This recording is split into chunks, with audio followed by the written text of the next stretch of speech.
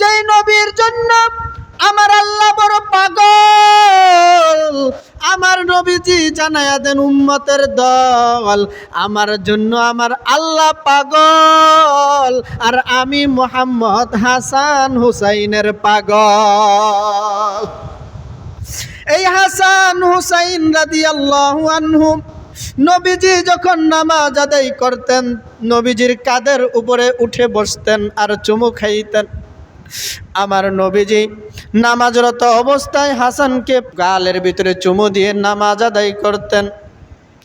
আর আমার নবীজি বলতেন, সাবধান, আমার হাসান হুসাইনকে কেউ কষ্ট দিবা না। নবীজির প্রিয় সাহাবী হাসান হুসাইন রাদিয়াল্লাহু আনহুম দৌড়ে মায়ের কাছে গিয়ে বলে, মা খাবার দাও, বড় খিদা লেগেছে।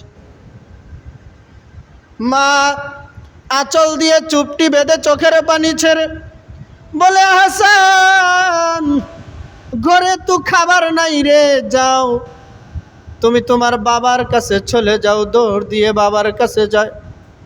আব্বা যান খাবারের ব্যবস্থা করেন, ক্ষুধার তাড়না আমরা হাসান আর হুসাইন দুই ভাই সহ্য করতে পারি না। আলী রাদিয়াল্লাহু তাআলা আনহু কোনো জবাব নাই, চোখের পানিগুলো ছেড়ে দিয়ে মালিকের দরবারে কান্না করতেছেন। হাসান হুসাইন একটা দৌড় দিয়ে নানার দরওয়াজায় চলে গেলেন। বিশ্ব মানবতার মুক্তির দূত সাইয়্যিদুল মুরসালিন রাহমাতুল লিল আলামিন শাফিউল মুজনামিনের দরওয়াজায় গিয়ে ডাক দেয়, নানা জান, আপনার মেয়ের কাছে খাবার চেয়েছি, আমাকে ধমক দিয়েছে, ঘরে খাবার নাই। আপনার জামাতার কাছে খাবার চেয়েছি, আমার বাবা আলী খাবারের ব্যবস্থা করতে পারে নাই। ও নানা জান, আমরা আপনার কাছে এসেছি, আমরা ভালো করে জানি আপনার নানা জানের ঘরেও কোনো খাবারের ব্যবস্থা নাই। তবে আমরা কেন এসেছি জানেন?